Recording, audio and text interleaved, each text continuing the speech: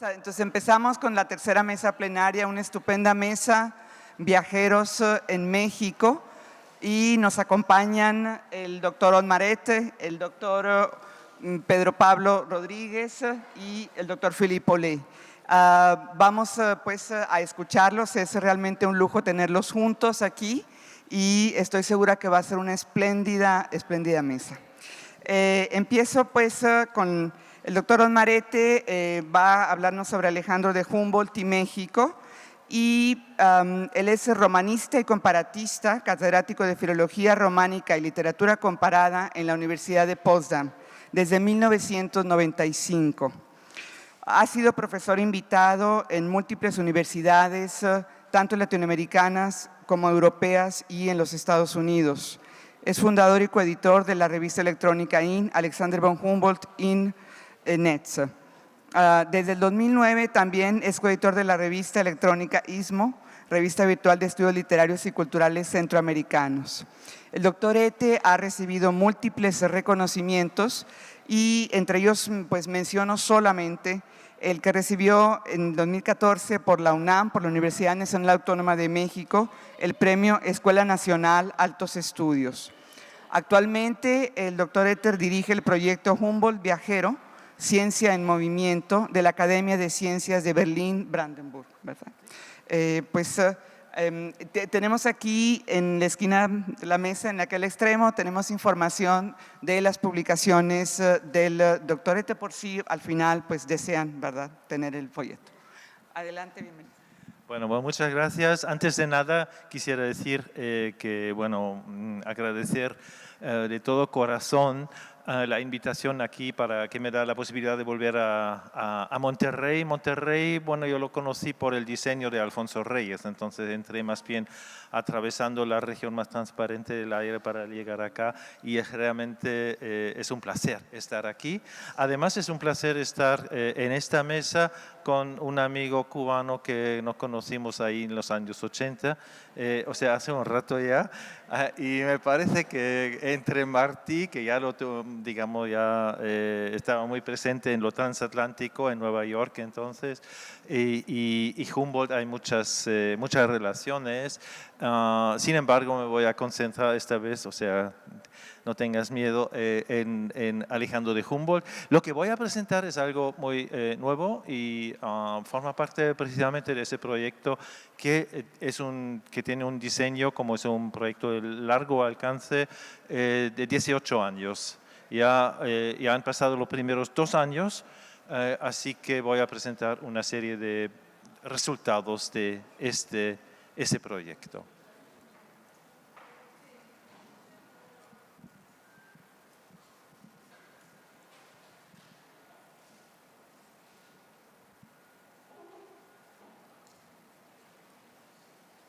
Aquella mañana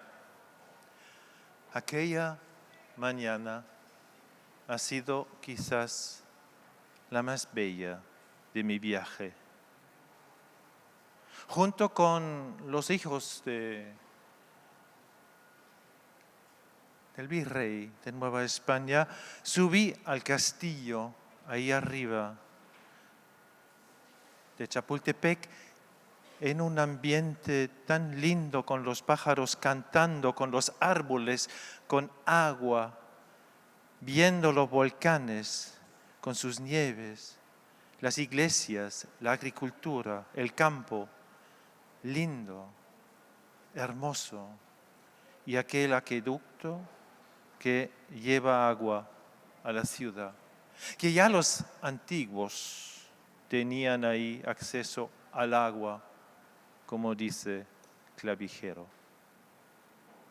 Con esas palabras, Alejandro de Humboldt, en uno de sus libros, digamos ahora, uno de los 9 tomos de sus diarios americanos, unos 4.500 páginas manuscritas, lindas, que ya tienen a su disposición en la red, describe uno de sus días quizá más intensos y también más estéticos que ha pasado en Nueva España, llegando un 22 de marzo de 1803 a la ciudad de Acapulco, desde Lima y desde entonces el sur, y dejando la Nueva España un 7 de marzo de 1804. Pasa casi un año entero y es una situación bastante excepcional si nos damos cuenta que prácticamente organiza todo su viaje en forma de estrella. Llega a la Ciudad de México un 12 de abril de 1803, o sea, después de 2 semanas prácticamente, y entonces, un poquito más de 2 semanas, y entonces organiza toda su estancia de una forma extremadamente intensa y de forma tal que realmente luego va a salir un libro en 3 tomos, el ensayo político sobre el virreinato de la Nueva España, Essai politique sur le royaume de la Nouvelle Espagne, que luego va a publicar como una de las primeras partes de su vasta obra que va a publicar, vasta obra americana que va a publicar durante 30 años. Humboldt había soñado ese viaje. Ha sido el sueño de su vida. Los diarios americanos empiezan no con el viaje a las Américas, sino con un viaje con Georg Forster, que había acompañado a James Cook en su segundo viaje alrededor del mundo, a Gran Bretaña y al París revolucionario en 1790.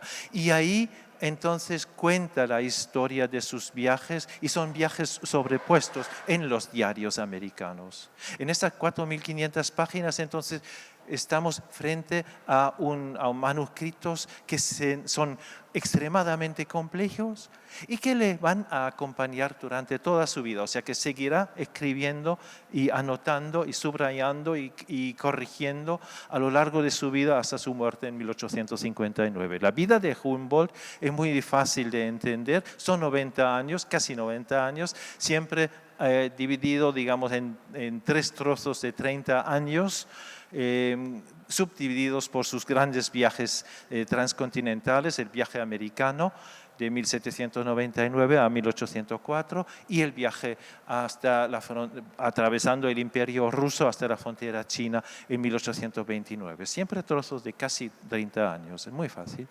Y el propio Humboldt entendió esa tripartición de su vida cuando ya cumplió 60 años.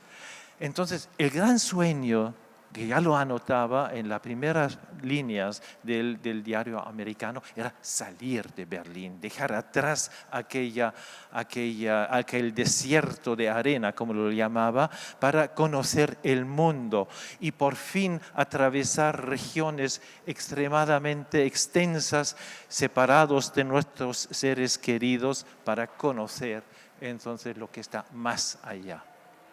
En estos sueños, sueña también con las 4 estrellas de Dante, vidi 4 stelle. Entonces es el cosmos que está surgiendo prácticamente de la comedia de Dante y que tiene muchas relaciones con la Comédie humaine de Balzac. Porque es un encuentro, es un libro de encuentros en 9 tomos, que están entonces, que lo pueden ver en la red con una calidad estética escalofriante, en la que diseña un viaje caracterizado por estos encuentros con tanta gente. Los sueños entonces se cumplen, va a ser el viaje de su vida y lo sabe ya al llegar a las tierras que hoy son de Venezuela, a Cumaná, cuando entonces empieza de verdad ese viaje fuera de Europa. Es un viaje no solamente de un científico. En Humboldt se une lo apolíneo y lo dionisíaco en el sentido de Nietzsche. Los sentidos tienen una importancia en todos los sentidos, sentido, en el sentido de la dirección, pero también de lo sentido, de lo sensual, de toda la erótica del saber que entonces está a flor de piel en todos sus escritos y sobre todo en los diarios americanos. En estos diarios americanos entonces surge el mundo americano y que va a desarrollar a lo largo de estos 5 años que pasa en el mundo de los trópicos, de lo que había soñado, realmente realiza todos sus sueños. Y se da cuenta ya un 16 de julio de 1799, cerca de Cumaná, cuando describe toda la belleza de los trópicos, cuando describe también toda la locura, Verrücktsein, toda la locura que agarra a los 2 hombres, tanto a Alejandro de Humboldt como a Aimé Bonpland, en este equipo franco-alemán que está atravesando, recién empezando su viaje a través de esa belleza. Siento que voy a ser muy feliz aquí y que esas impresiones me van a acompañar durante toda mi vida. Toda la energía de Humboldt y también una dimensión de eso, del mal du siècle, que él conocía muy bien, la melancolía, cosa que no figura mucho en los retratos digamos, en las imágenes que se dan de Humboldt, pero que está también a flor de piel durante su viaje a través de México. Según los diarios, eso está muy claro. Al mismo tiempo, entonces, ese deseo de conocer, ese deseo de saber, de unir lo sentido y lo apolíneo, digamos, lo racional. En una de las peores, de los peores juicios, Friedrich Schiller lo condena al joven Humboldt, que todavía no había salido del viaje, y dice, es lo racional, es la ratio que quiere subdividir la naturaleza. Es quizá tan inteligente ese juicio como el juicio de André Gide cuando habla de la novela de Marcel Proust que había rechazado, diciendo, es el cuento de un hombre que da vueltas en su cama.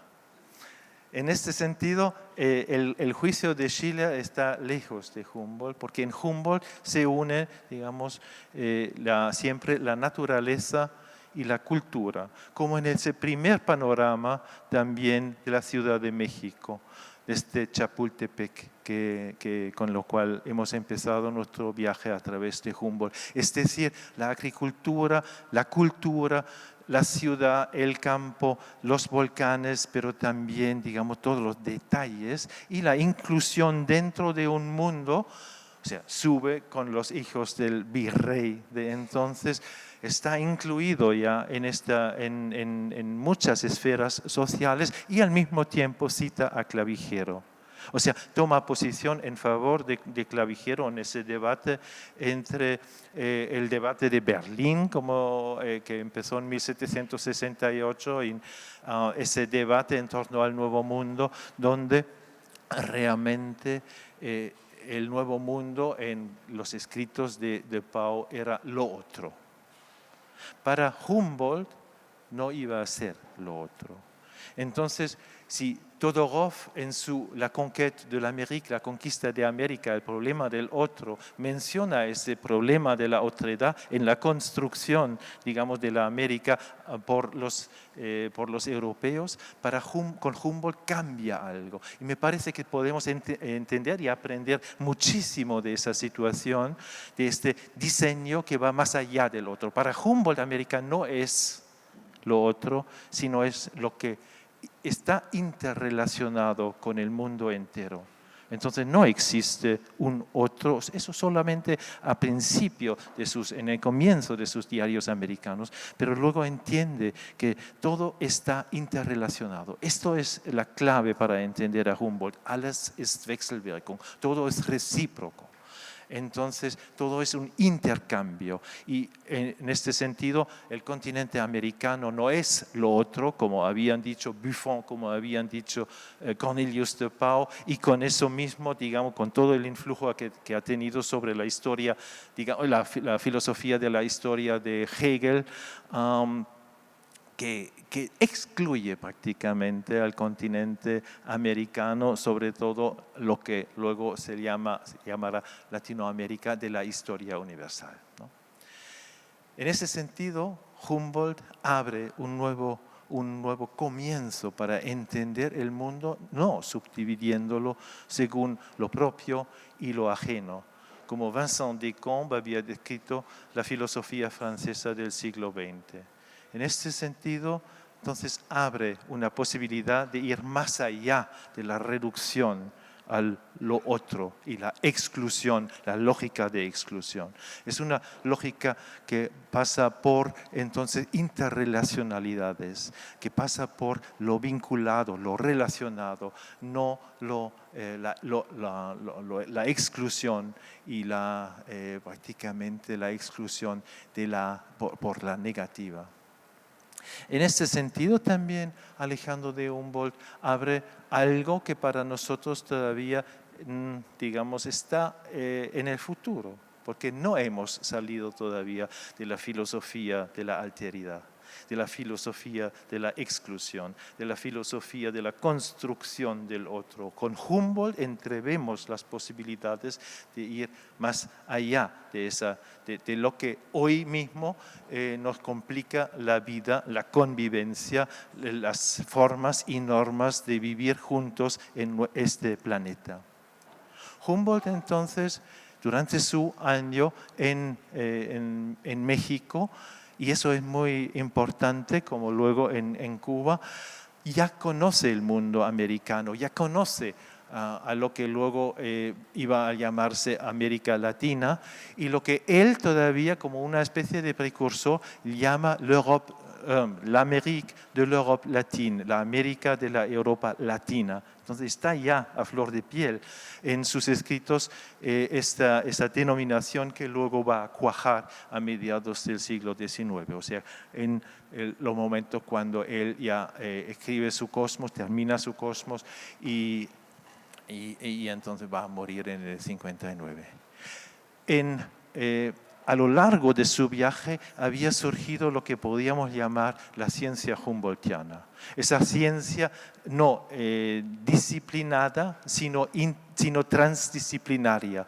Él habla del nomadismo, o sea que no es ningún invento de Gilles Deleuze, las ciencias nómadas, sino está ya en Humboldt. Habla de su nomadismo atravesando diferentes ciencias, vinculándolos. Surge entonces a lo largo del viaje, vemos cómo nace esa ciencia interconectada. Esa ciencia interconectada también implica una serie de posibilidades de escritura que está entonces explorando Humboldt, lo que podríamos llamar como Humboldtian Science, el Humboldtian Writing, la escritura humboldtiana. Porque en las 4.500 páginas de los diarios americanos que compramos por 12 millones de euros y que ya están nuevamente en Berlín y ahora, pues, gracias a esa inversión, están ya en la red, publicada en la red, pero sin la transcripción. En eso vamos a seguir trabajando y en una edición crítica a lo largo de los 16 años que nos quedan. Vemos cómo entonces surge esa ciencia humboldtiana, esa ciencia que trata pues no de construir al otro, sino de relacionarlo todo. Todas las ciencias, todos los saberes, pero también todo lo que está, digamos, dentro de lo interconectable. Entonces, la naturaleza y la cultura no están separados, están presentes en nuestro propio cuerpo, y Humboldt transforma su cuerpo en instrumento sabiendo que su cuerpo forma parte de la naturaleza. Entonces no acepta la división entre naturaleza y cultura, y no acepta entonces esa división también tan característica para la cultura occidental. Cuando en la famosa entrada en el puerto de La Habana, una escena en diciembre de 1800 que Alejo Carpentier había escogido para inaugurar su bello libro sobre su declaración de amor a La Habana, la ciudad de las columnas. Entonces ve cómo y diseña cómo los mástiles de los barcos entonces configuran ahí un mundo de árboles, y no hay diferencia entre los árboles y la cultura y el viento y la esfera, digamos, del mar, que para Humboldt es el movimiento en sí, es el elemento móvil y es un elemento que nos interconecta, que entonces nos permite viajar, nos permite desplazarnos y nos permite entonces desarrollar una visión diferente del mundo. La visión de Humboldt está presente en su escritura, escribe por islas. Son islas textuales que construye. Es decir, a lo largo de los 4.500 páginas, entonces, está desarrollando una escritura aislante, aislada y interconectada. Isla quiere decir una isla mundo. O sea, como por ejemplo, Cuba, para él, como Tenerife, configura un mundo en sí, pero al mismo tiempo un mundo de islas, interrelacionado, archipiélico, y una escritura que entonces trabaja de esa forma. Así, por ejemplo, hay series de islas a lo largo de esas 4.500 páginas sobre las riquezas, sobre la esclavitud, etc. Y ahí está inscrito Nueva España. Está inscrita Nueva España a todos los niveles. Por ejemplo, en esas islas que él llama riquezas, entonces configura también la presencia de una Nueva España caracterizada por la desigualdad, como luego en su ensayo político sobre el virreinato de Nueva España va a decir: México es el país de la desigualdad. Compara las rentas en Caracas, en La Habana, en Lima, y constata que la desigualdad en México es muy superior a, digamos, la desigualdad, por ejemplo, en Lima. Compara las rentas, pero compara también lo que gastan los más pobres a lo largo de un año. Entonces, muy interesante digamos, ese enfoque de Humboldt sobre los pobres también, que trata de entender de qué forma viven, de qué viven, etc. Y al mismo tiempo, como en una novela picaresca, estamos atravesando todas las capas de la sociedad. Estamos entonces frente a un libro, digamos, a unos manuscritos en los que surgen las figuras más diversas, personalidades más diversas, desde los virreyes y el alto clero español, y también, se ha dicho de paso, el Monseñor Martín de Monterrey, que luego le va a dar acceso a la estatua de Coatlicue en la universidad en Ciudad de México, y al mismo tiempo los más pobres, los esclavos, los que no tienen con qué comer, etc. Entonces hay otra isla sobre la cual voy a volver, la isla de los esclavos. O sea, hay como 12 islas a lo largo de los manuscritos humboldtianos, siempre con el título esclavos, esclave, donde aparecen a lo largo digamos, de su viaje continuamente, desde el mercado de esclavos en Cumaná hasta Cuba, porque al final, claro, el 7 de marzo de 1804 va a Cuba y ahí escribe unas 37 páginas, hasta la fecha casi desconocidas, o sea, fueron descubiertas hace 3 años, donde también es una escritura prácticamente fractal, o sea, no fragmentaria, sino fractal. Sería muy interesante, como en la mesa de humanidades hemos hablado o hemos escuchado sobre antropocenas, sobre, digamos, la separación también de lo que está haciendo las ciencias de la vida, life sciences, y lo que digamos, los cuts epistemológicos, los cortes epistemológicos que caracterizan nuestros debates de hoy. Entonces, sería muy interesante ver toda la crítica de Humboldt también a un concepto que, se ha dicho de paso, el antropoceno ha surgido a mediados del siglo XIX con un químico italiano, Andrea Stoppani. Y ahí Humboldt hubiera dicho, bueno, cuidado, que la naturaleza y la cultura no son separables, están interconectados. Miren nuestro cuerpo puede funcionar, podemos entenderlo a nivel de la naturaleza, pero también de forma instrumental, científico, cultural, formado por toda una larga historia cultural. En este En este contexto, entonces, vemos cómo Humboldt diseña un mundo a través de una escritura que es fractal. Son fractales mundiales, en el sentido que producen un mundo en su totalidad.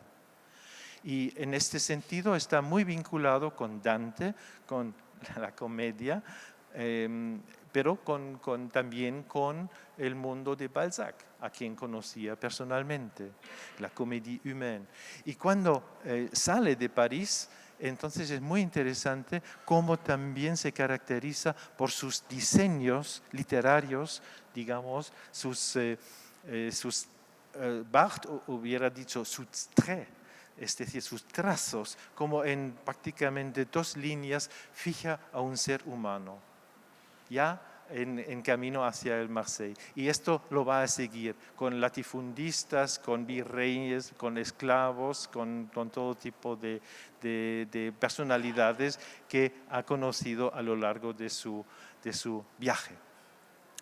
Por lo tanto, en el mundo novohispano, lo que ve, ya lo ve de forma comparada, ¿no? Ya lo ve en relación con lo que había conocido en el mundo de lo que hoy es Venezuela, de lo que hoy es el Perú, de lo que hoy es el Ecuador.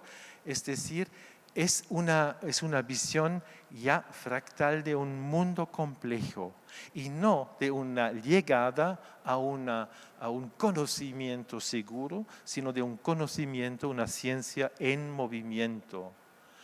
El paisaje de la teoría de Humboldt es el paisaje del Chimborazo. Nunca ha llegado a la cumbre del Chimborazo, nunca ha llegado ahí. No es un hombre de llegada, sino un hombre de la partida, de salir, de buscar algo nuevo, de interconectar. Entonces, saberes que no han sido interconectados. Se ha dicho de paso, en 1791 ya su hermano Guillermo de Humboldt había entendido muy bien que es un genio de la combinatoria, ¿no? En una carta en 1791 lo deja muy claro.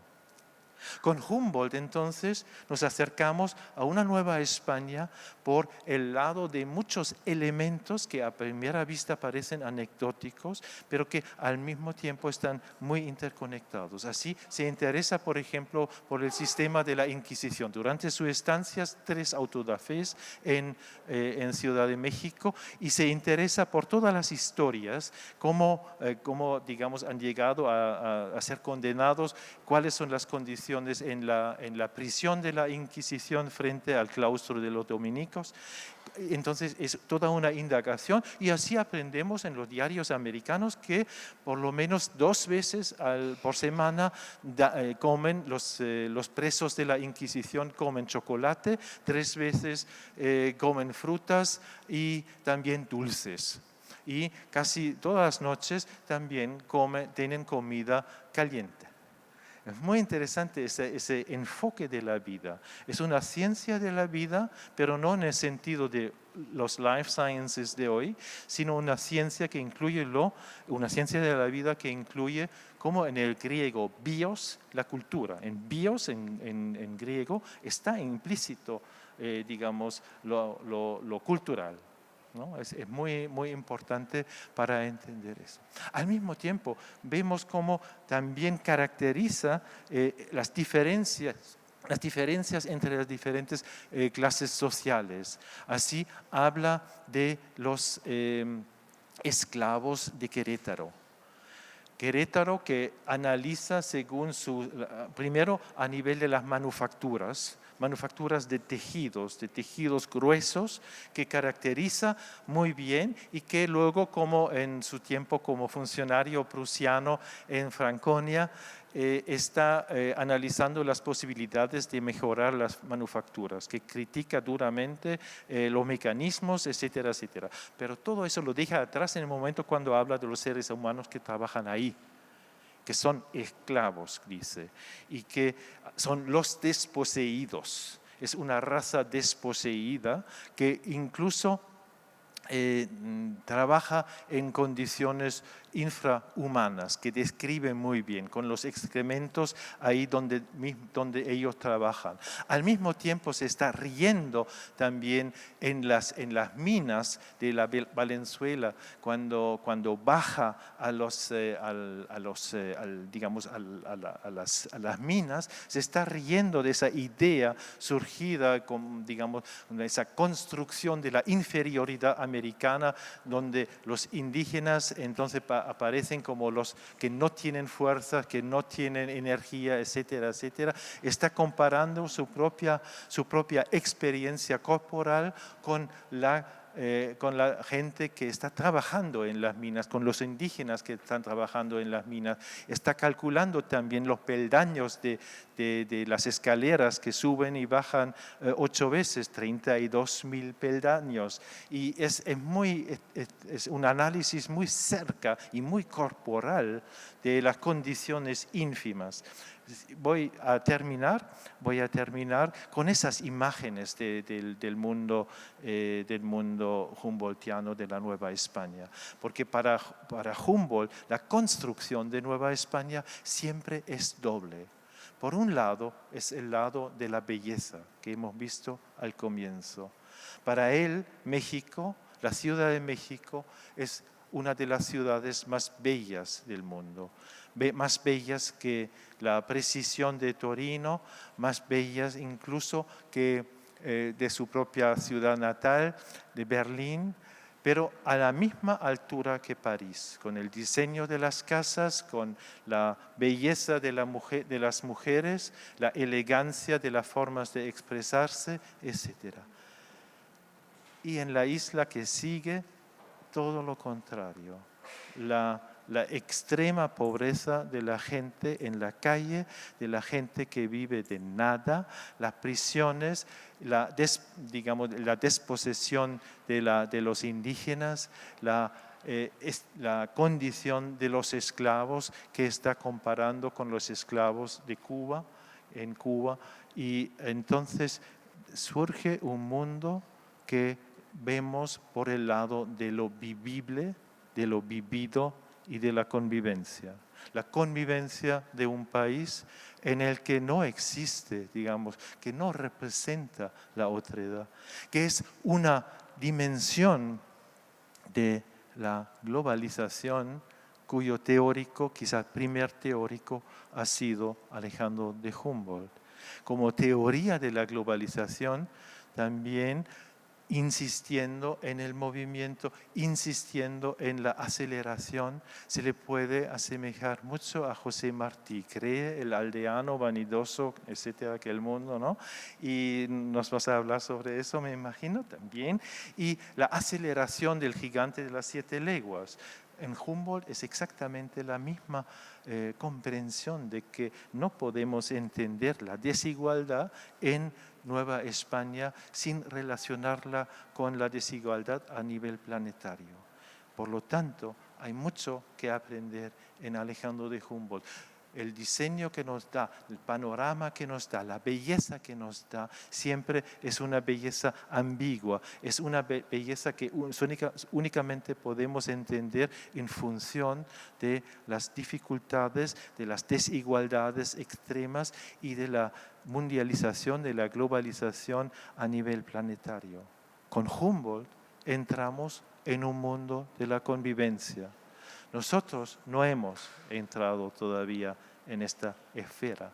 Hay mucho que aprender de Humboldt. Y Humboldt y México, Humboldt y Nueva España es uno de los senderos para llegar a una concepción diferente y no otra, una concepción más amplia, en alemán sería weiter, más amplia, más ancha, que no se caracteriza ya por la otredad.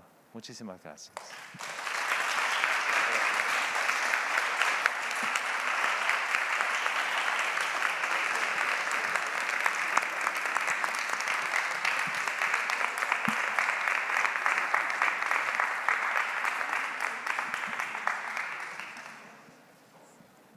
Muchísimas gracias, doctor Ete, por esta espléndida charla.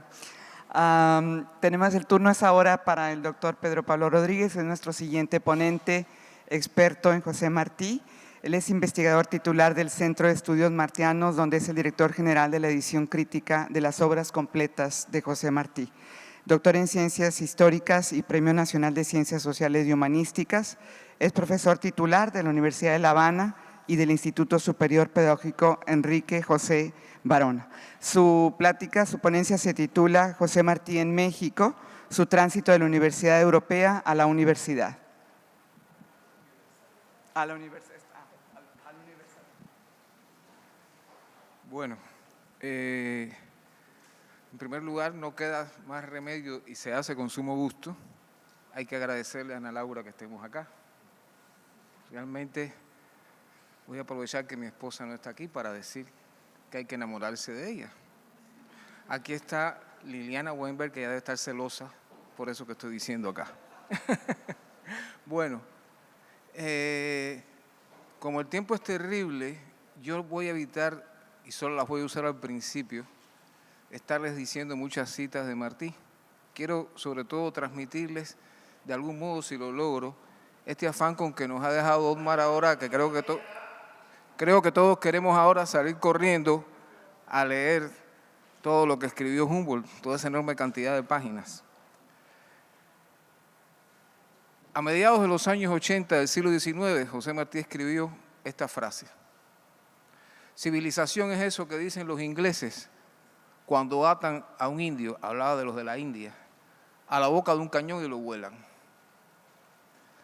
A mediados de los años 80 también escribió cuando desembarcaron las tropas francesas en Túnez para derrocar a un gobierno y establecer una colonia, dijo: estoy del lado del árabe que con el cuchillo en la boca y una pistola en la mano y montado en su caballo defiende a su país. En 1894, cuando estaba preparando la última guerra, la independencia de Cuba, escribió en el periódico que escribía para los patriotas cubanos: había empezado la guerra de Marruecos, una guerra en Marruecos, la guerra del Rif. Y Martí escribió: ellos son como nosotros, nosotros somos como ellos. A mediados de los años 80 había escrito que el mundo estaba viviendo tiempos de reenquiciamiento y remolde. Martí fue el maestro, sin dudas, del neologismo. Y ahí los empleó muchísimo. En un texto que escribió como prólogo para un poema del Niágara de un amigo venezolano. Y ahí en realidad lo que hace es su gran ensayo sobre la modernidad que se estaba viviendo en esos años 80. En su ensayo esencial, Nuestra América, Martí escribirá que es falso esa oposición entre civilización y barbarie, sino que lo que hay es una oposición entre la falsa erudición y la naturaleza. Y en sus cuadernos de apuntes de corte filosófico, probablemente en esos apuntes que escribía cuando fue profesor de filosofía en Guatemala, escribió que el universo era lo uno en lo diverso. Y cuando murió Ralph Waldo Emerson, ese filósofo estadounidense, y por cierto, quizás el primer disidente importante de la vida norteamericana, ahora disidentes cualquiera. Los Estados Unidos han tenido muchos disidentes, hoy tienen unos cuantos. Y por cierto, como Emerson se opuso a la guerra contra México y le llamó una guerra de conquista, lo expulsaron prácticamente de Boston y se tuvo que ir a vivir a Concord. Usted va ahora a Concord y lo pasean a este lugar que fue el gran centro de la vida intelectual norteamericana a mediados del siglo XIX. El hecho real es que lo botaron de Boston, para decirlo rápido. Y también Martí escribió en esa época una frase que debe haberle no gustado a muchos.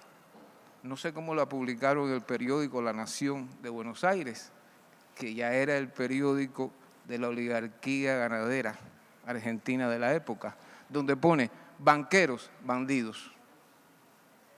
Y que los monopolios, escribe también refiriéndose a los Estados Unidos, están llevando a este país a un desastre. ¿De dónde sale este hombre? ¿Cómo escribe semejantes cosas? ¿Cómo podemos revisar los 27 tomos de sus obras completas? Yo los amenazo, la que yo dirijo va a tener más de 40 tomos. Es una edición crítica llena de notas de arriba abajo y de múltiples locuras. Bueno, Martí, ¿de dónde sale todo esto? ¿Y cómo es posible que revisemos todas estas páginas y no encontremos un manejo usualmente de conceptos tan propios de aquel siglo XIX, de la intelectualidad de Europa y de América, de buena parte de la intelectualidad inclusive de la que Martí llamó nuestra América?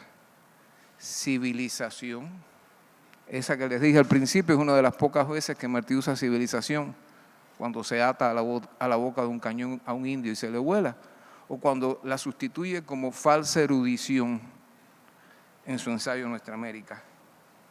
Martí no escribe del progreso. En el siglo del progreso, Martí no usa este concepto, no nos habla del progreso.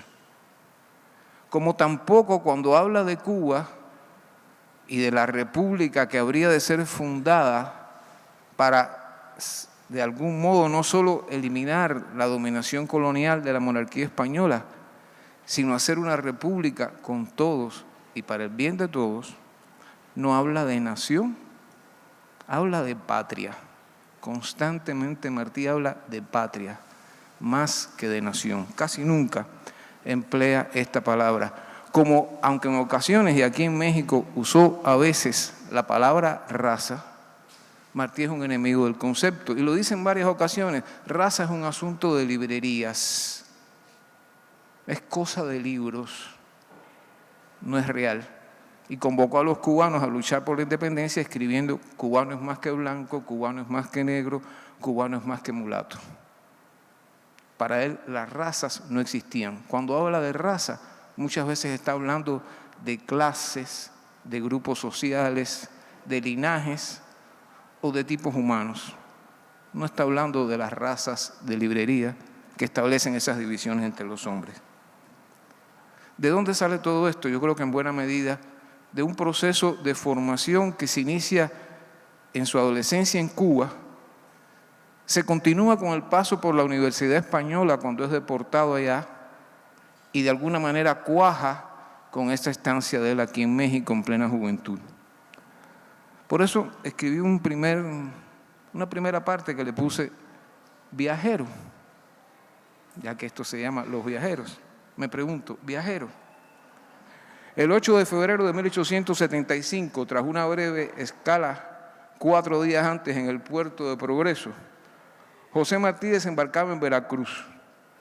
Llegaba de Nueva York, a donde había arribado a mediados de enero, luego de cruzar el Atlántico desde Le Havre y Liverpool. 2 días después bajaba del tren en la estación de Buenavista de la Ciudad de México. Allí le esperaban su padre y un mexicano que sería desde entonces persona importantísima en su vida, Manuel Mercado de la Paz, entonces secretario del gobierno del Distrito Federal. Así se reunía nuevamente con la mayor parte de su familia, residente en la ciudad desde 1874. No era, pues, un viajero de paso o de planeada estancia corta. Permaneció en este país hasta el 2 de enero de 1877, en que partió hacia La Habana desde Veracruz. Volvió una segunda vez a México, viajero, en 1894, por unas 3 semanas. Sí, fue un viajero, pero un viajero en misión patriótica, que vino a buscar ayuda económica para la guerra de independencia cubana que estaba preparando y que todo parece indicar que la obtuvo, cosa que siempre se habló y parece que ha sido cierto por los documentos que han aparecido hace relativamente poco tiempo, del presidente Porfirio Díaz. Esta primera larga residencia en México culminó ese proceso formador que se había iniciado en La Habana, donde nació, que continuó en España, a donde había sido deportado bajo la condena de infidencia, y donde fue acumulando saberes y experiencias varios que constituirían piezas maestras de su pensamiento y de su acción toda su vida. La ilustrada clase media habanera en que lo introdujo su maestro, Martí era hijo de unos inmigrantes españoles pobres, y en que lo introdujo su maestro, Rafael María de Mendive, también poeta y traductor, le aportó una amplia y actualizada cultura general. El rechazo a la esclavitud que se extendía por todos los rincones de la vida cubana, más de 400.000 esclavos a mediados del siglo XIX en un país que no llegaba al 1.000.000 de habitantes, y una postura liberal y republicana favorable a la independencia de la isla. Los estudios universitarios en Madrid y Zaragoza ampliaron su cultura clásica y junto al seguimiento in situ de la política en la metrópoli y del carácter de los pueblos de España, le confirmaron su fuerte sentido de originalidad y dieron mayor alcance a su temprana conciencia de la identidad cubana y latinoamericana.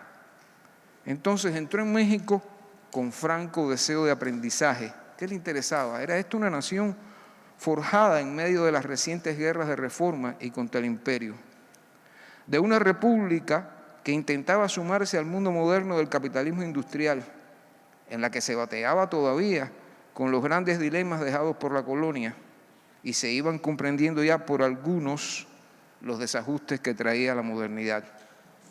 El México posguarista resultó así un formidable laboratorio social para el cubano que se sumergió a fondo y apasionadamente en este país.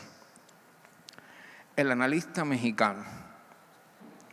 A poco de su llegada y gracias a las gestiones de mercado, Martí fue admitido en el cuerpo de redactores de la revista Universal. Para él, toda una escuela práctica del diarismo, y en que escribió desde artículos de fondo, a veces con tono ensayístico, hasta los sueltos y gacetillas de variados temas, noticias de teatro, crítica artística literaria, boletines parlamentarios. En suma, escribió de todo lo que se hacía en el periodismo de la época. Son cientos de páginas que ocupan 4 tomos de sus actuales obras completas en edición crítica, en la que desde un principio el joven periodista asumió explícitamente la voz de un mexicano. No se expresa como extranjero, excepto cuando, como cubano, polemiza con periódicos españoles que defendían la dominación colonial sobre la isla. Fuera de estos últimos, los demás escritos martianos se refieren a temas mexicanos que podemos agrupar del modo siguiente. Son los fundamentales que trata, aunque son decenas de temas. La ejecutoria política del gobierno de Lerdo de Tejada, las polémicas en torno a la política aduanera y comercial, la cultura artística y literaria, los pueblos originarios, como lo decimos hoy, los indios, y las relaciones con Estados Unidos. Estos son los grandes temas que atrajeron su atención, tanto por el espacio que Martí diera a casi todos ellos, como por la importancia otorgada por sus contemporáneos y que fueron objeto de frecuentes debates en la prensa. Martí se movía en un círculo intelectual y político favorable a la gestión presidencial de Sebastián Lerdo de Tejada, y se manifestó en más de una ocasión en apoyo a la reelección de este, al punto que al ser derrocado por la insurrección encabezada por Porfirio Díaz, a la que enjuició negativamente, el cubano decidió abandonar México, aunque no hay noticia alguna de que fuera sometido a presión alguna para ello por el nuevo gobernante. Es obvio, basta con leer lo que escribió, que su criterio estuvo abonado porque Lerdo fuera redactor de buena parte de las leyes de reforma y porque consideró que el acceso al poder mediante las armas violentaba las normas establecidas por la Constitución liberal vigente. A menudo se ha estimado esta conducta martiana como prueba de su rechazo al caudillismo, palabrita o concepto que ya se creó en el 19, fenómeno tan frecuente en las sociedades latinoamericanas de entonces.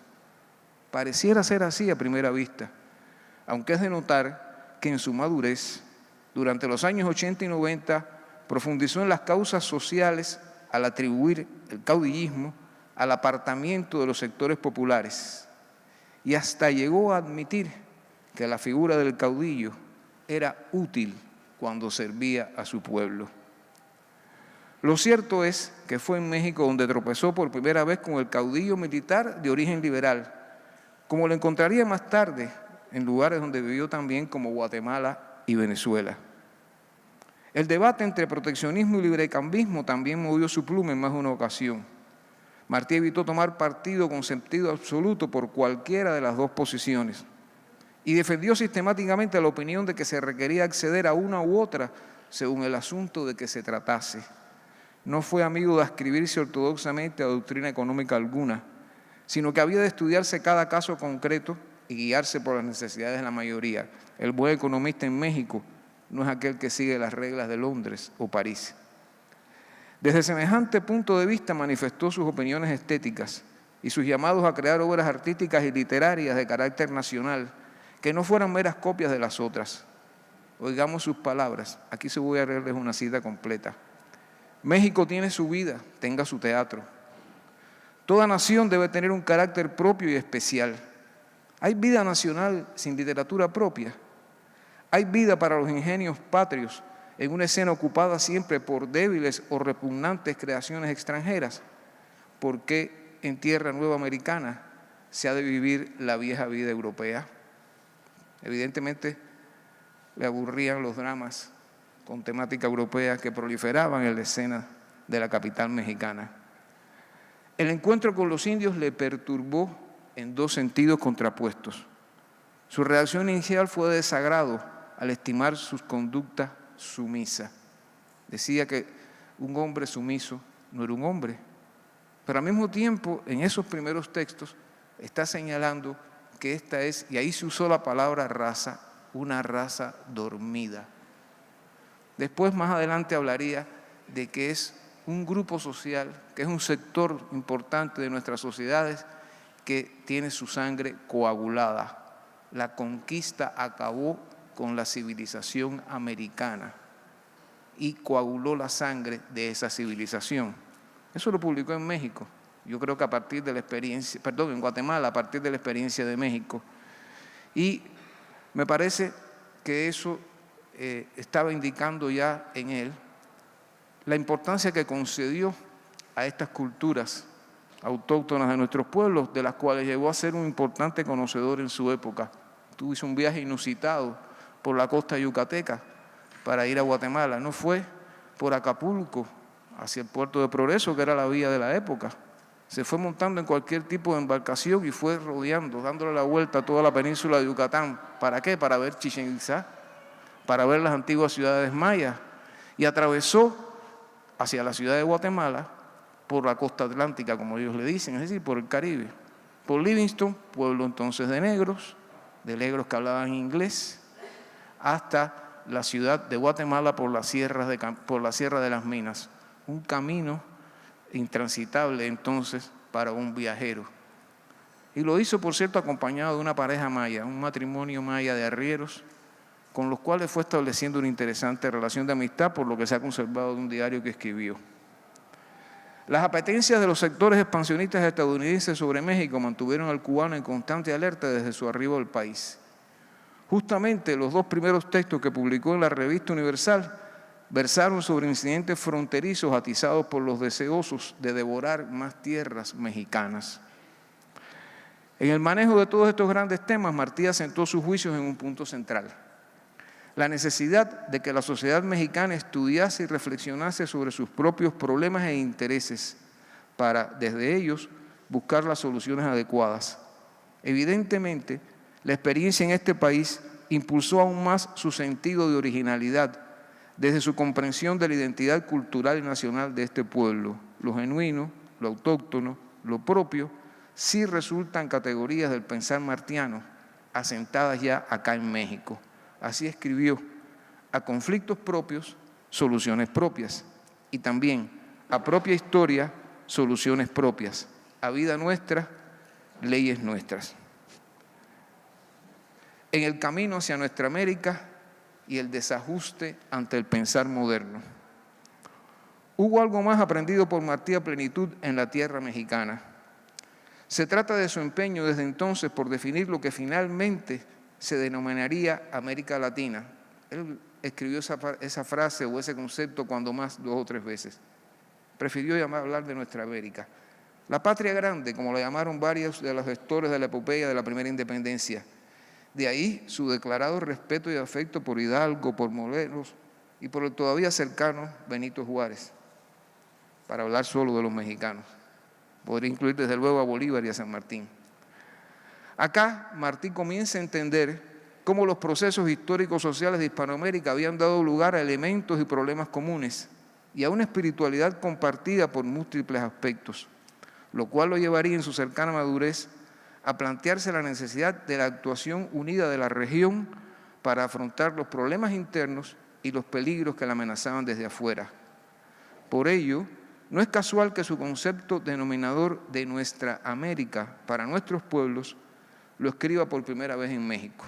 Aquí escribió: si Europa fuera el cerebro, nuestra América sería el corazón. Las citas siempre son peligrosas porque uno las está sacando de contexto. Hay que leerse el texto entero. Pero curiosa y polémica esta imagen martiana, si las vemos así solitas. Clara muestra, sin embargo, de su lógica expositiva desde su juventud, que no discurría por los carriles de las llamadas reglas cientificistas, diría yo, del pensar moderno de su tiempo, como el positivismo. La imagen martiana reúne dos partes esenciales del cuerpo humano, cerebro y corazón, cuyos funcionamientos son diferentes, pero sin los cuales no hay vida humana posible. Ambas partes, pues, se conectan y se necesitan mutuamente. No se piense, sin embargo, el cubano reconocía así una superioridad mental, racional a lo europeo, aunque a lo largo de su escritura más de una vez, sin embargo, declara hallar una mayor riqueza espiritual entre nosotros, quizás porque ciertos elementos de la modernidad industrial eran débiles por aquella época en esta región y sobre todo porque habíamos sufrido una cuota de sufrimiento más alta. Él fue siempre un sistemático cantor y divulgador de nuestros talentos en todos los campos y objetó todo tipo de juicio que menoscabara esas capacidades. A mi ver, al atribuir lo cerebral a Europa, Martí estaba aludiendo al razonar propio del mundo moderno, empeñado cada vez más en separar el cogitar del ámbito de los sentimientos, de la espiritualidad, en fin, del corazón. De hecho, en buena parte de la obra martiana posterior, el cubano nunca admite una incapacidad para el ejercicio de la razón por parte de nuestros pueblos, sino que, por el contrario, exalta sistemáticamente las que estima muestras de sus condiciones para ello, pero para un razonar propio, que no obedeciera a las reglas que estaba imponiéndose, sobre todo por el positivismo. Luego, su cruce atlántico en barco de Europa a México y su descubrimiento, entre comillas, de nuestra América, iniciado en esta nación más que en la Cuba donde nació y se crió, es de alguna manera lo que le permite alcanzar su comparación plena entre el viejo y el nuevo mundo, entre la civilización y la barbarie, como decían tantos, como todavía hoy dicen algunos, entre la llamada cultura occidental. Martí jamás habla de la cultura occidental y esta nuestra, mestiza, término que usó José Martí. Y para él, mestizo nunca fue una expresión física, no era un problema de nariz, de ojos, de color de la piel o de forma del pelo. Martí tiene realmente un concepto cultural, como diríamos hoy, de mestizaje. Y esta, nuestra cultura mestiza, para Martí era más sufrida y aplastada. Y sin embargo, quizás para él, con la posibilidad de un futuro hasta mejor, por estar más cercana y más armónica con lo natural. Para Martí, hombre, individuo, sociedad y naturaleza, y esto es una clave de su posición filosófica, de su cosmovisión, de su sentido del mundo, forman una unidad. Deben cada vez más formar una unidad, porque han surgido en armonía. Y ha sido la propia acción humana la que en buena medida ha ido estorbando y poniéndole reparos o creándole dificultades a esa armonía. El verdadero espíritu humano sería poder alcanzar esa mejor armonía en que, usó esa imagen en algún momento, en que recordó algo que no sé bien dónde leyó, no he podido encontrar dónde lo leyó, de los pueblos andinos, que cuando le cortaban un árbol le pedían perdón porque estaban matando una forma de vida. Eso produjo una risa espantosa, desde luego, cuando menos, o fue entendido como un símbolo de barbarie por los que vinieron a conquistar el mundo andino. Y sin embargo, diríamos que hoy el pensamiento ambientalista o ecologista cuando descubre a Martí, pues la mayoría de ellos se quedan interesados y dicen que de algún modo Martí los antecedió.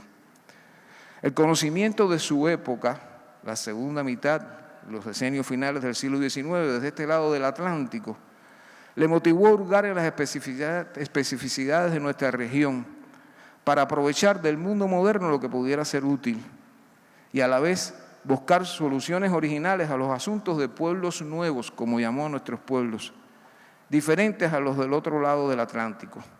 De este modo, la estancia mexicana contribuyó decisivamente a hacerle un pensador latinoamericano y también universal. Un hombre universal que se preocupó de la independencia de Marruecos, que se preocupó de cómo Túnez estaba siendo dominada por Francia. Un hombre que criticó también la dominación francesa sobre Indochina y que sin embargo fue un avanzado en entender la poesía francesa de su tiempo, incorporarla a la suya y abrirle espacios a la poesía española de finales del XIX, que como él dijo, y yo lo apoyo, estaba en una franca decadencia. Y no es por gusto, no es casual que la mejor poesía en lengua española de la época se empezara entonces a hacer en América por aquellos tan cercanos a Martí como el que ustedes tuvieron acá, Manuel Gutiérrez Nájera. Por cierto, muy amigo de Martí. Digo todo esto porque ha habido siempre un debate que se está renovando un poco en los últimos tiempos, y es aquellos que tienden a considerar a Martí, desde el punto de vista de su pensamiento, como una expresión del más puro pensamiento liberal.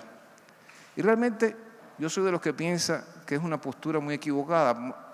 Incorporar a Martí a cualquier tipo de escuela filosófica o de pensamiento es un error. Martí es un hombre de síntesis. Martí es un hombre que por acumulación va buscando qué pueda servirle más de aquí y de allá. Fue un hombre que vio los límites a la obra en muchos casos de los liberales, pero también comprendió los límites que ya iba alcanzando las estructuras sociales, políticas que iban creando los regímenes liberales de la época en el continente, para no hablar solo de Europa. Y por eso cierro con esto, a ver si lo leo en un minuto. Ciudadano. Pocos días antes de su salida de México en 1877, Martí publicó un texto en el diario capitalino El Federalista bajo el título de Extranjero, dedicado a explicar su conducta durante su estancia en el país y su desagrado ante la caída del gobierno lerdista por la insurrección del general Díaz. En el último párrafo entregó esta declaración: y así, allá como aquí, donde yo vaya, como donde yo estoy, en tanto dure mi peregrinación por la ancha tierra, para la lisonja, siempre extranjero, para el peligro, siempre ciudadano. En aquellas circunstancias en que podían temerse represalias hacia quienes defendían al presidente derrocado, el viajero se consideró ciudadano. Era una alineación ante los conflictos de la sociedad que le había acogido y hacia la cual muchos años después afirmó lo siguiente: si con tanto brío quiero a México como a Cuba, en ese amor, estoy seguro que un componente fundamental fue lo que le aportó para su formación este país: el descubrimiento de la identidad continental, que fue un pasaporte imprescindible para desarrollar un concepto universal de humanidad y un concepto ético de servicio para ella. Muchas gracias.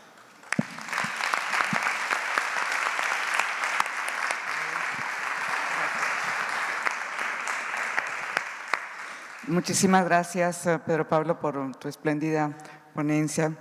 Nuestro último participante, nuestro último ponente es Filippo Lelapun, gran promotor del diálogo entre Francia y América Latina. Ha realizado y sigue realizando una importante labor de intercambio cultural entre Francia y América Latina como asesor, coordinador, productor, traductor y editor. Desde su fundación fue director de la Casa Refugio Citlaltépetl, la cual forma parte de la red de Casas Refugio del Parlamento Internacional de Escritores y la revista Líneas de Fuga.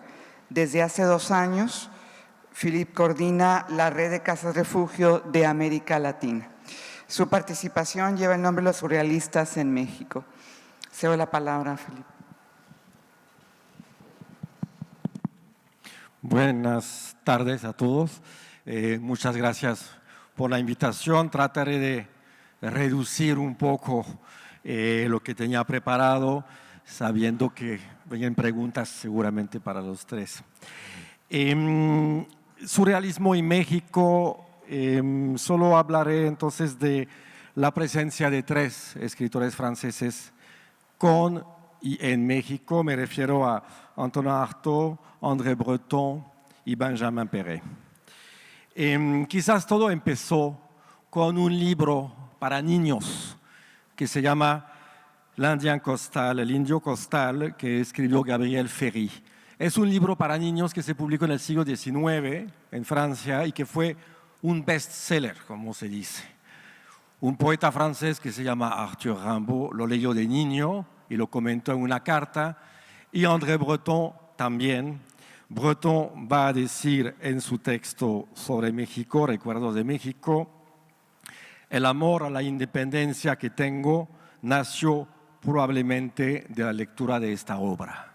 Y es una novela que cuenta la historia de un niño indígena en México durante la independencia y que piensa que la guerra de la independencia va a llevar a los indígenas a una gran libertad, y llega después del poder colonial otro tipo de poder donde tampoco el pueblo indio puede realmente gozar de una gran independencia. Algo trágico que lo atrae. Trataré de dar cuenta de una resonancia extraña entre un país y su cultura, o sea, México, y una vanguardia, un pensamiento, una forma de ver la vida y la creación que se llama surrealismo. Hay atracción entre los dos y eso va a durar casi todo el siglo XX. Hay precursores. Los surrealistas reconocen a un poeta suizo, sobrino de Oscar Wilde, que se llama Arthur Cravant, como uno de los precursores del surrealismo. Y como quizás sepan, Cravant huye de la Primera Guerra Mundial, va a Nueva York y de Nueva York sale de Nueva York porque Estados Unidos entra en la Primera Guerra Mundial y va a ir con Mina Loy, su pareja, a México, y trágicamente desaparece cuando trata de ir en un velero hasta Brasil. Cravant es el poeta que reconocen los surrealistas como el precursor. También es divertido pensar que el hombre que inventó la palabra surrealismo, Guillaume Apollinaire, tenía a su hermano viviendo en México, y en la famosa carta que manda a su hermano escribe el verso enigmático: tu ne connaîtras jamais bien les mayas, nunca conocerás bien a los mayas. Todo eso son guiños que los surrealistas reciben. Cuando el grupo empieza a funcionar, hay varios latinoamericanos que se acercan. El primero, y seguramente el que empieza a documentar América Latina y en parte México con los surrealistas, Luis Cardosa y Aragón, el famoso escritor guatemalteco, que habla de los surrealistas diciendo que bello instante de la juventud del mundo. En este momento es muy favorable al movimiento surrealista. Después, cuando sus pensamientos van a ir mucho más del lado del comunismo, rechazará el movimiento. Pero publica su poemario Luna Park en 1923 y es obviamente un texto profundamente surrealista. Luego el poeta peruano César Moro, que escribirá su obra en francés, también les dice a los surrealistas en un escrito: América Latina es un continente de gigantes habitado por unos pigmeos, que habla de lo que pensaba Moro, que veremos que después regresa a la historia del surrealismo en América Latina. Yo creo que cuando se lee con atención los manifiestos surrealistas, hay elementos que coinciden. Por ejemplo, la presencia de la muerte en la vida. En el texto que Breton publicará a su regreso de México, lo va a decir con toda claridad. Dice lo siguiente: este poder de conciliación de la vida y la muerte es, sin lugar a dudas, el principal atractivo de que dispone México. son esas creencias que tienen los surrealistas que han subrayado, especialmente cuando hablan de los poetas románticos alemanes, cuánto esa presencia de la muerte que penetra la vida les importa. Pero hay una circunstancia histórica que hace que los surrealistas se acercan realmente profundamente a México, es la Revolución Mexicana. La relación que los surrealistas van a tener con el Partido Comunista Francés y Moscú, que es más o menos lo mismo, es una relación sumamente difícil. Saben que el Partido Comunista los considera como unos histéricos, jóvenes, excéntricos. Por ejemplo, cuando en el momento de acercamiento Breton pide la tarjeta del Partido Comunista, el partido lo pone en una célula de electricistas de su barrio y él organiza juntas en su sala y justo antes de que lleguen los 20, 30 electricistas del barrio, le da vuelta a una bicicleta, le pone una cubeta encima y les dice cuando entran, miren, eso me costó millones, es una obra increíble. Y por supuesto los pobres electricistas le creen y se molestan muchísimo. Eso es para hablar de la relación sumamente conflictiva que los surrealistas van a tener con el Partido Comunista. Pero en México ocurrió la revolución y a distancias ellos ven esta revolución, la primera revolución del siglo XX, como una revolución no alineada sobre Moscú ni el comunismo, y que para ellos es una gran liberación saber que una revolución puede ocurrir sin rendir cuentas a Moscú. Hay que saber que en la doctrina o el pensamiento surrealista ellos quieren reconciliar Marx y Rimbaud, es el sueño surrealista total, la liberación del espíritu, cambiar la vida como dijo Rimbaud y cambiar el mundo como dijo Marx. Y de repente ellos tienen la idea de que eso está ocurriendo en México, donde nació la SEP, donde de repente hay educación y cultura, saben perfectamente que están pintando pinturas murales que es para el pueblo, que es exactamente el arte tal y como lo piensan los surrealistas. Entonces, eso seduce del lado político a los surrealistas. Está el humor negro, que según Breton, especialmente cuando escribe sobre Posadas, insiste sobre este rasgo, y hay elementos que ellos piensan que están en la cultura mexicana. Por ejemplo, la presencia del sueño en muchos cuadros, que es, como saben ustedes, una de las obsesiones de los surrealistas. El juego, lo maravilloso y elementos también sumamente interesantes que forman parte de un gran movimiento que tiende a interesarse en culturas ajenas que nunca se han realmente respetado en el mundo occidental.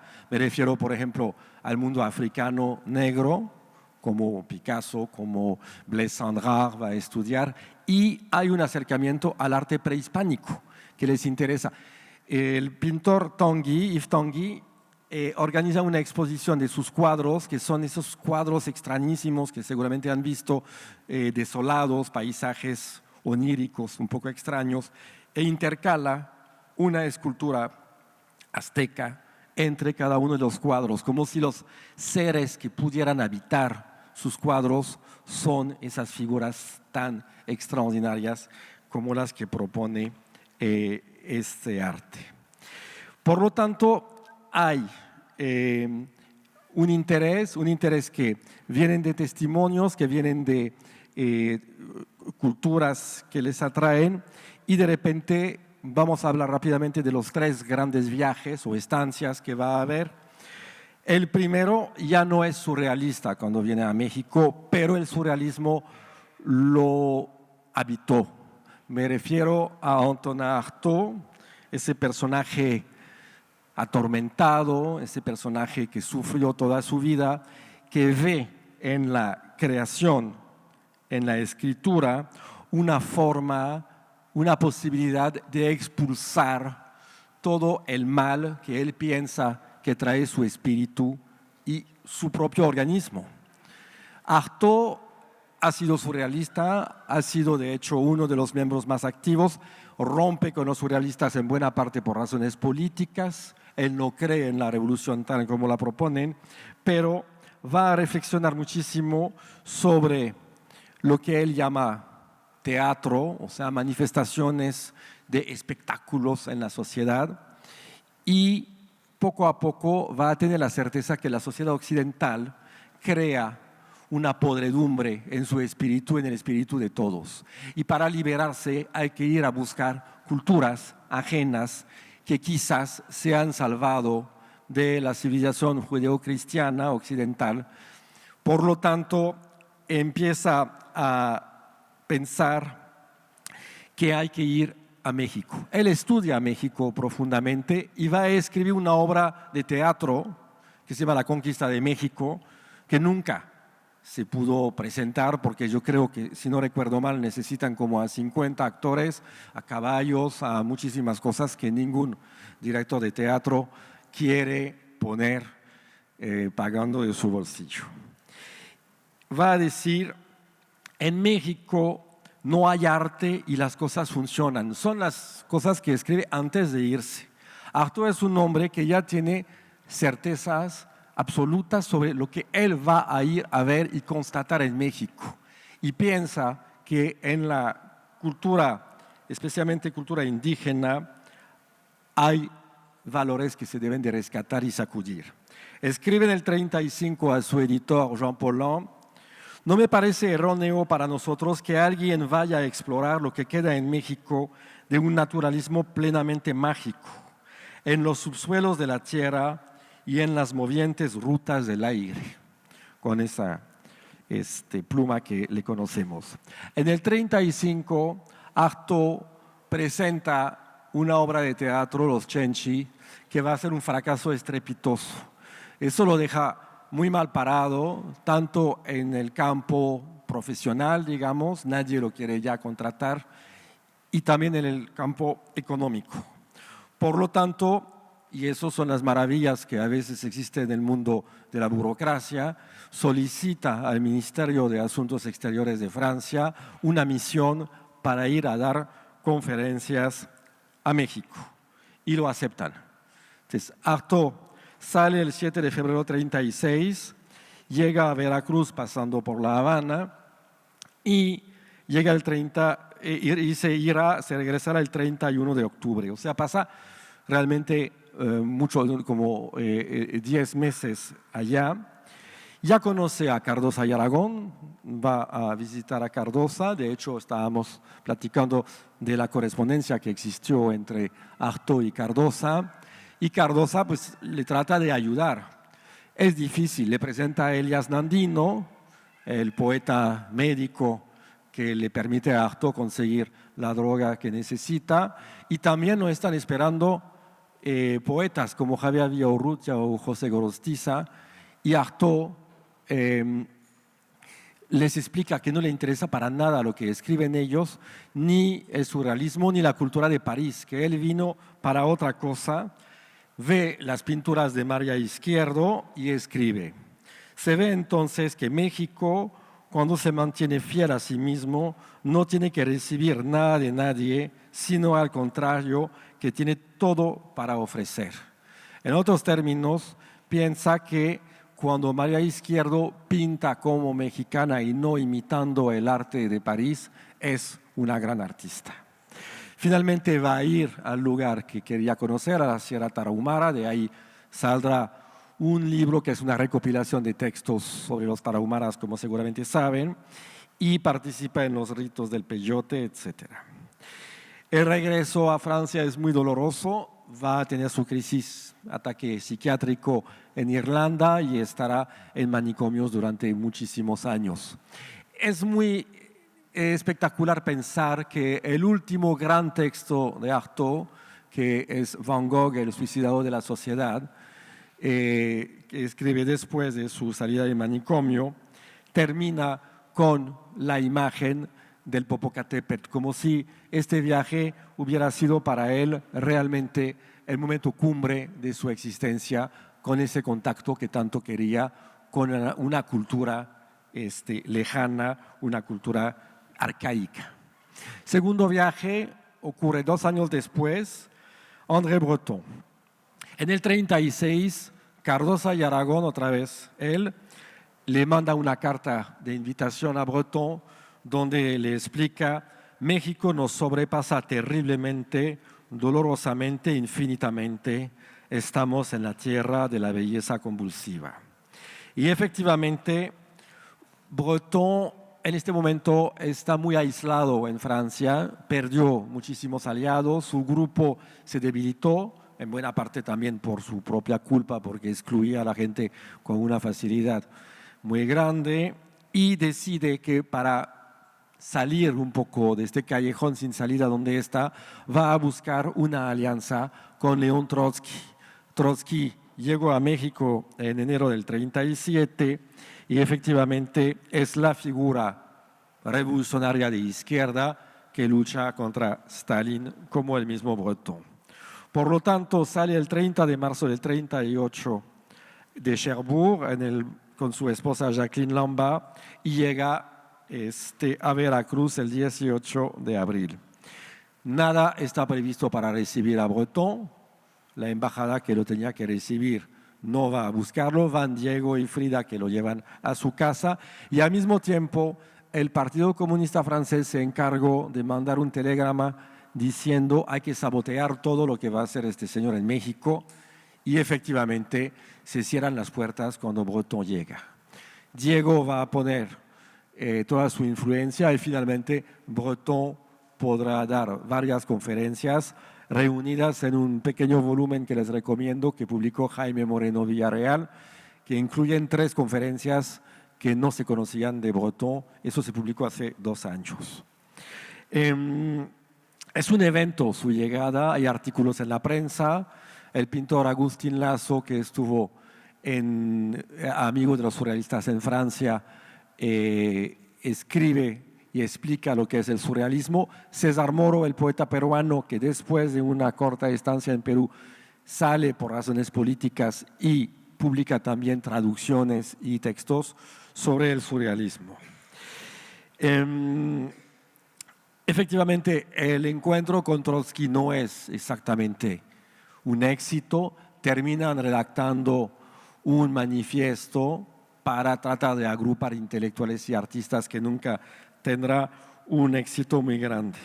Sin embargo, lo que le interesa más a Breton finalmente, y que va a mostrar, y es ahí donde el viaje es tan importante, es no solamente el arte que circula en México en esta época, pero también le gusta mucho a Breton la idea de que no hay una separación entre el arte y el arte popular.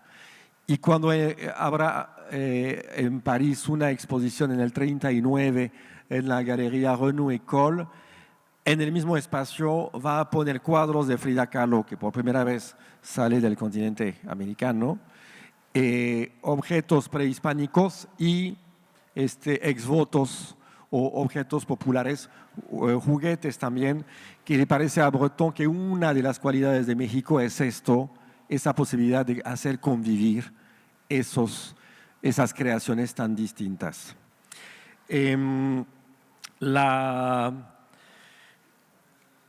Hay una consecuencia también, es en el 1940, exposición en México, la primera gran exposición surrealista que a distancia Breton organiza con César Moro y Wolfgang Paalen. Y otra consecuencia es el texto que les decía que publica en la revista Minotaur, que se llama Recuerdos de México, donde presenta, por ejemplo, las fotos de Manuel Álvarez Bravo, que por primera vez también se ven. En fin, va a ser una especie de presentación de una vida cultural mexicana mucho más rica de lo que pensaba Breton antes de ir. Y el tercero y último que me gustaría comentar es el poeta Benjamin Péret, el gran amigo de Breton, que quería ir con él en el 38, pero no pudo, no tenía el dinero para el viaje. Péret conoció el continente americano porque se casó con una cantante brasileña, tuvo un hijo, Heiser, y vivió en Brasil, con la pequeña idea también que organizó un grupo revolucionario armado que no gustó para nada a las autoridades, no solamente brasileñas, pero también a las autoridades estadounidenses. Como seguramente sabrán, durante la Segunda Guerra Mundial, gracias al trabajo de Peggy Guggenheim y de un hombre que se llama Fry, en Marsella se organizaba la llegada de artistas intelectuales a Nueva York. Breton se beneficia de eso, Lévi-Strauss también, pero muchos de los que quieren irse a Estados Unidos no pueden ir por, evidentemente, el gran disgusto que el gobierno estadounidense les tiene. Me refiero, por ejemplo, a Victor Serge, el gran escritor belgo-ruso, al mismo Benjamin Péret y a muchos de los surrealistas que pues, tienen mala fama en los papeles del gobierno estadounidense. Por lo tanto, Benjamin Péret va con su esposa, la pintora Remedios Varo, llega a México y va a tener una vida muy complicada y muy compleja. Efectivamente va a conocer, por ejemplo, a Octavio Paz, pero más que todo va a tener relaciones con los surrealistas que llegan por las mismas razones o no. Por ejemplo, Leonora Carrington va a llegar en esta época, está Wolfgang Paalen, el artista austríaco, José y Katy Horna, que igualmente no pueden ir a otro lugar, y una vida surrealista va a existir en México. Si Breton saca su revista en Nueva York, WWW, en México sale la revista DIN, que de hecho no le gusta para nada a Breton que exista algo muy vivo, surrealista, que él no esté controlando, pero la revista va a existir y se va a quedar durante toda la Segunda Guerra Mundial Péret con problemas económicos terribles, no logra realmente adaptarse y después de la Segunda Guerra Mundial, de la misma forma que Breton se tarda mucho en regresar porque los dos tienen miedo que el Partido Comunista tome el poder en Francia, cuando ya están seguros que no hay problemas, intentan ver cómo van a regresar. Péret es el bibliotecario del Instituto Francés de América Latina que acaba de nacer y Péret recibe dinero. Picasso vendió cuadros para mandarle el dinero diciendo no le digan a Péret que fui yo, porque como estaba muy cerca de los comunistas, Péret hubiera rechazado el dinero de Picasso si hubiera sabido que era Picasso que mandaba. Regresa a París y en París, y es el fenómeno muy extraño de Péret que me parece sumamente interesante en el campo creativo, durante su estancia en México no escribe casi nada o escribe muy poco y publica muy poco, pero regresa a París y da una entrevista. Dice, lo que hice en México me aburrí profundamente. México es un país que solo se interesa en México. Todo es tradición, pero una tradición solamente formal, vacía de toda vida. Se ha hablado en términos más agradables, creo que, de México. Pero una vez en Francia, va a desarrollar muchísimos trabajos que tienen que ver con México y América Latina. Por ejemplo, va a traducir el libro de Chilambalam de Chumayel, va a escribir textos que tienen directamente que ver con el arte prehispánico, va a traducir, como se sabe, a Octavio Paz y se va a meter con temáticas mexicanas. Por ejemplo, por razones políticas y estéticas detesta a Siqueiros y escribe: no es casualidad que Siqueiros pinte con pistola. Cada quien escoge el instrumento que le conviene. Apoya a Tamayo en su diálogo con Paz y efectivamente escribe sobre Luis Buñuel, otro surrealista, el español exiliado en México. Finalmente, en el 49, publica en el 52 un texto que empezó a escribir en el 49, que es el gran poema de Benjamin Péret en toda su obra poética, que se llama Aire Mexicano. Y se publica con ilustraciones de Tamayo. Paz escribe sobre el texto y dice: las imágenes de Péret avanzan como avanza el agua en un territorio volcánico no enfriado del todo todavía. donde el hielo y la llama se combaten. Finalmente muere bastante joven el 18 de septiembre del 59 y va a decir y repetir durante esos años, desde su regreso a finales del 47 hasta su muerte, que finalmente su obra se desarrolló y tuvo un impulso nuevo gracias a esas imágenes y a esas sensaciones que acumuló durante su estancia mexicana y que finalmente le sirvieron para construir una de las obras más importantes de la poesía surrealista. Muchísimas gracias.